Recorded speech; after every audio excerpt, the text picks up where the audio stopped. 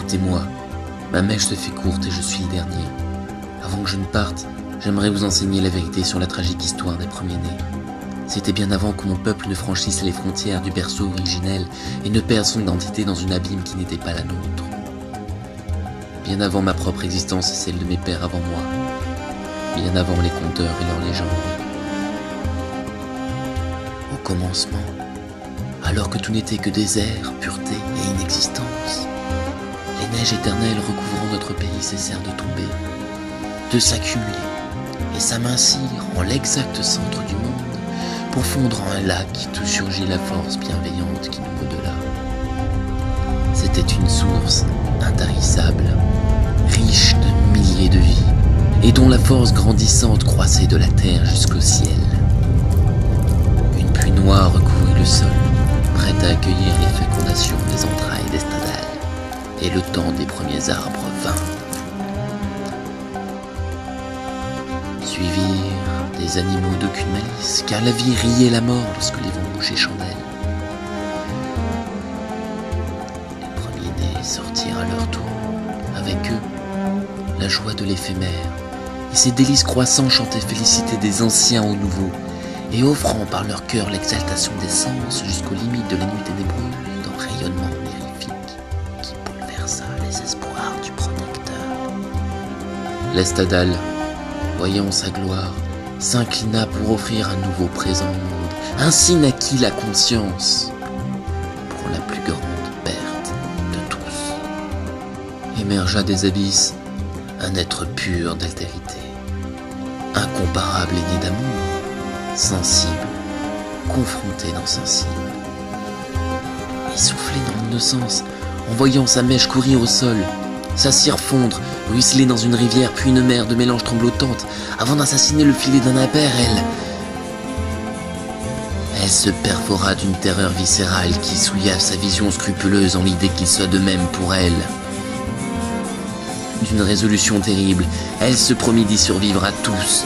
Sa différence lui justifiait un droit de flamme. Telle était sa première révolte en crime, et nul ne s'y opposa.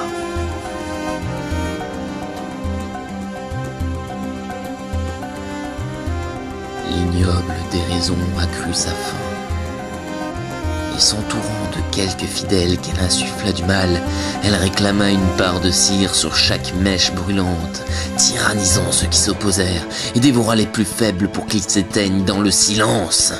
De la cire coula lâchement, et mon peuple excédé se révolta un jour de grand deuil, où des faits au baroud d'honneur l'échec culmina en folie. Les survivants furent dépouillés, jetés l'un après l'autre dans la gueule ardente de celle devenue leur maîtresse. Un trop-plein de vie vomissait des membres entiers, et réclamant encore, et encore, ces esclaves perdus de moitié comprirent que rien ne pourrait la combler. La Reine Rouge était née, et l'Estadal ne fit rien. Immortelle arriva-t-elle à penser, et son joug transcenda une idée irréversible. Voler la vie des autres, désosser leurs mèches jusqu'à la moelle et brûler à travers elles en prenant leur place.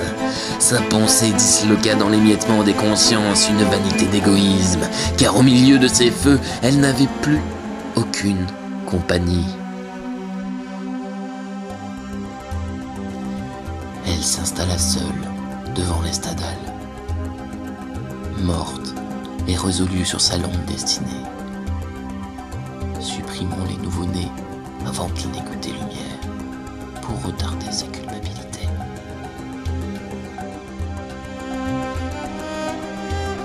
Reine dans l'exil, elle pleura tout haut, et ses larmes emportèrent une mèche qui dévala au loin son regard. Le filet blessant s'accrut, et renaissant d'entre les carbonisés surgit un être pur d'altérité. Il n'était pas parfait, il n'était pas la belle, mais au milieu du cauchemar rouge furieux, il vit une solitude en détresse, un déchirement nié fierté par l'opprobre. Une simple bougie terrifiée, formulant son cœur, il l'aima.